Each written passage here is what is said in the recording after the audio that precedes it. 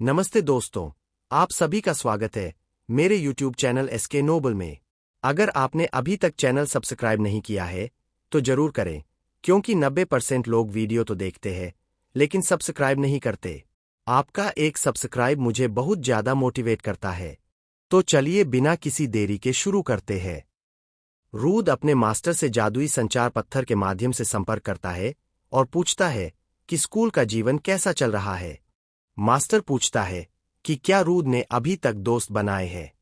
Rude जवाब देता है कि यह तत्काल मुद्दा नहीं है और समझाता है कि मिशन का लक्ष्य लीरसस मदद स्वीकार करने के लिए तैयार नहीं दिखता। वह रिपोर्ट करता है कि लीरसस ने उसे कहा कि उसकी परवाह न करे, इसलिए सीधे हस्तक्षेप करना मुश्किल है। रूद जोड़ता है कि चूंकि लीरसस दखलंदाजी पसंद नहीं करता, वह स्वतंत्र रूप से कार्य नहीं कर सकता, लेकिन उसका मास्टर अभी भी दोस्तों के बारे में पूछता रहता है। निराश होकर रूद जोर से सोचता है कि क्या उसे स्कूल छोड़ देना चाहिए, और मास्टर जोर देकर कहता है कि ऐसा बिल्कुल न करे। मास्टर पूछता है कि क्या रूद सच में मानता है कि लीरसस मदद नहीं चाहता। रूद स्वीकार करता है कि वह सुनिश्चित नहीं है, लेकिन उसे लगता है कि स्थिति में और भी कुछ है जो दूसरों को पता नहीं है। वह टिप्पणी करता है कि स्कूल के छात्र अजीब तरीके से असामान्य लगते हैं। वह बताता है कि वे मानो सम्मोहित हो गए हों, लगातार लीरसस को राक्षस कहते हैं और उसे टालते हैं। रूद निष्कर्ष निकालता है कि उच्च अधिकारी चब्बल वॉन हिडेलियन ऐसा प्रतीत होता है कि इस बहिष्कार की योजना बनाने वाला व्यक्ति है। यह सुनकर मास्टर उत्सुकता से प्रतिक्रिया देता है और रूद से पुष्टि करने के लिए कहता है। मास्टर कहता है कि वह निश्चित रूप से हिडेलियन परिवार को जानता है। वह अपने स्थान से पुष्टि करता है कि वह उनके परिचित है। मास्टर समझाता है कि हाउस हार्डेलियन एक प्रतिष्ठित जादूगर परिवार है, साम्राज्य की राजधानी में एक केंद्रीय कुलीन। इसे सोचते हुए मास्टर कुछ अजीब नोटिस करता है।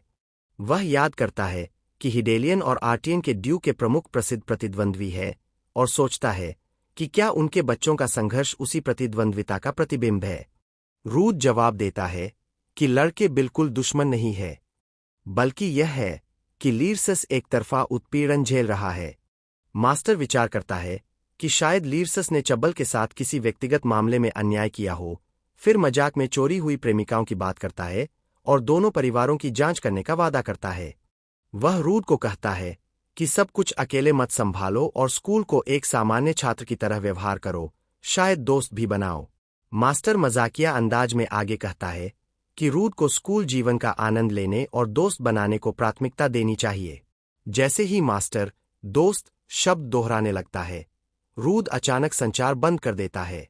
रूद दृढ़ता से पत्थर के केस को बंद कर देता है, मास्टर के विरोध के बावजूद।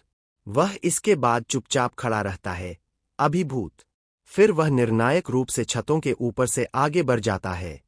चलते हुए रूद यह विचार करता है कि प्रतिद्वंद्वी कुलीन परिवार शायद चब्बल और लीरसस की स्थिति को समझा सकते हैं। वह निर्णय करता है कि फिलहाल वह केवल होने वाली घटनाओं का अवलोकन कर सकता है। दृश्य बदलता है और एक दूरस्थ समुद्री चट्टान पर एक अन्य कहानी खुलती है। एक आदमी समुद्र के ऊपर ऊंची बालकनी की रेलिंग पर संतुलन बनाने के लिए हाथ बढ़ाता है।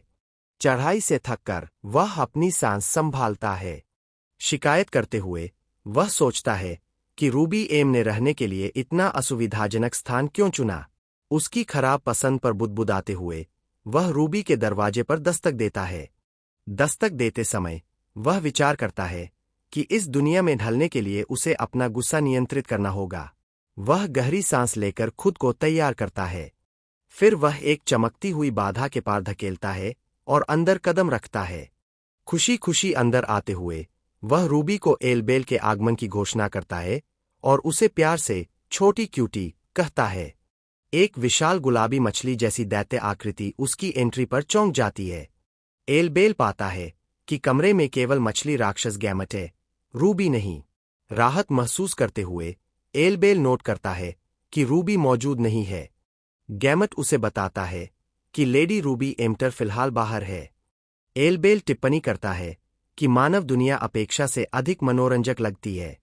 वह विस्मित होकर पूछता है कि क्या गैमट वास्तव में यहां पहुंचने के लिए समुद्र पार कर तैरा था, और गैमट पुष्टि करता है साथ ही यह नोट करता है कि महासागर में ऐसे कई समान प्राणी हैं। गैमट चिढ़ाते हुए कहता है कि एलबेल समुद्र से भी बदबूदार लगता है, जिससे दोनों के बीच बदबू को लेकर तकरार होती है। एलबेल पूछता है कि जब रूबी ने उसे मानव रूप में रहने का अभ्यास करने के लिए कहा, तो गैमट अभी भी दैत्य रूप में क्यों है, और गैमट बड़बड़ाता है कि रूप बदलकर रहना उसे दम घोंटता है। एलबेल सहमत होता है कि घर के अंदर रहना दम घोंटने जैसा है, और गैमट को मानव क्षेत्र में मजे लेने के लिए जाने के लिए उत्साहित करता है। गैमट पलटकर कहता है कि एलबेल के विपरीत उसने यहां सिर्फ मजे करने के लिए आया है। एलबेल इसे लंबी और मजाकिया प्रतिक्रिया के साथ स्वीकार करता है। फिर भी मदद करने का निर्णय लेते हुए एलबेल अचानक गैमट की पंख या चोग को पकड़ लेता है। वह गैमट को बालकनी की ओर खींचता है और घोषणा करता है कि एक साथी के रूप में वह उस दमघोंट महसूस को दूर करेगा, जबकि गैमट घबरा जाता है।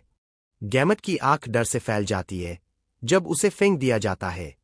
एलबेल खुशी खुशी उस विशाल मछली को चट्टान से नीचे समुद्र में फेंक देता है। गैमट पानी में गिरता है, जिससे एक बड़ी छींटे और पानी का विस्फोट होता है। अंदर लौटकर एलबेल हंसता है और पूछता है कि गैमट अब ज्यादा ताजगी महसूस कर रहा है क्या। कथन समुद्र की चमकती सतह पर ठहरता है। गैमट धीरे धीरे पानी से ऊपर आता है, क्रोधित मानव जैसी आकृति में। रूबी एम्टर समुद्र से निकलती है, यह देखकर कि एलबेल का भयानक व्यक्तित्व इस दुनिया में भी सुधरा नहीं है।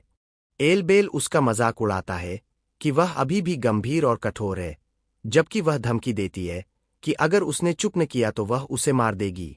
बाद में एलबेल गैमट से मजाक करता है कि उसके जैसे प्राणियों को यहाँ मछली कहा जाता है, और सुझाव देता है कि वह इसे अपना नाम बना ले, जिससे उसे काली भयावह मर जाओ की आज्ञा मिलती है।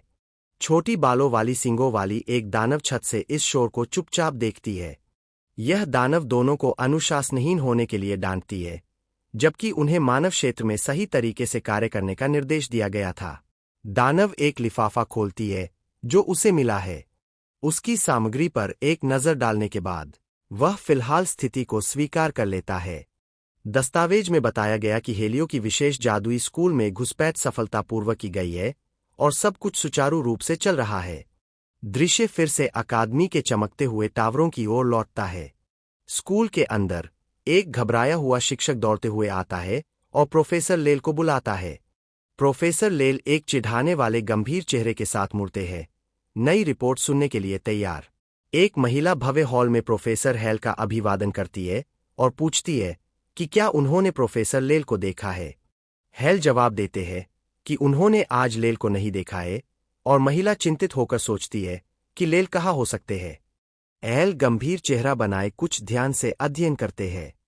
वह हाथ को चमकते हुए रन पर रखकर उपकरण की जांच करते हैं। महिला को एहसास होता है कि यह जटिल जादुई वृत्त उनके आगामी ईडन फील्ड अभ्यास के लिए टेलीपोर्टेशन एरे है, और वह इसकी जटिलता पर हैरान होकर पूछती है कि क्या हेल ने इसे बनाया है। हेल नम्रता से पुष्टि करते हैं कि यह टेलीपोर्टेशन एरे वास्तव में उनका ही काम है। महिला कहती है कि उसने सुना है कि यह एरे इस अभ्यास के लिए टॉवर के प्रशिक्षण कक्ष से जुड़ा होगा। विशाल और सुसज्जित एरे को देखकर वह उत्साहित होकर कहती है कि इस टेलीपोर्टेशन प्रणाली का उपयोग करके फील्ड अभ्यास अद्भुत होगा। हेल हल्की मुस्कान के साथ उनकी प्रतिक्रिया से प्रसन्न होते हैं।